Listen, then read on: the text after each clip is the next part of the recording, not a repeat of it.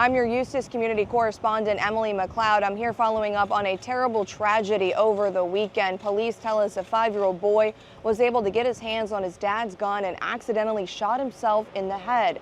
Eustis Police Chief Craig Capri is now urging people to make sure they know where their firearms are located and to make sure they're safely put away. Old boy, or any child for that matter of fact, getting shot with a gun, an accidental shot, it makes you, really start putting things in perspective, how, young kids have access to guns. I spoke to Eustis Police Chief Craig Capri on Monday over Zoom. Capri stressing the importance of keeping your gun safely stored in light of this accidental shooting. What should people be doing in order to keep their guns safe so their kids or somebody else doesn't get their hands on it? Well, responsible gun ownership. You got to be able to, know where your gun is at all times and make sure you secure your firearms in your house, especially when you have young kids in the house. Capri tells us the shooting happened inside a home on Hunters Trail Circle. According to the report from Eustis PD, the boy's sister called 911 after saying she heard a gunshot and that her brother was bleeding significantly. The report also says their neighbor was woken up at around 9:12 a.m. on Sunday with frantic knocking at their front door and immediately went over to help after calling 911. According to the report, another neighbor, a registered flight nurse, was also there to help the little boy. A neighbor who was a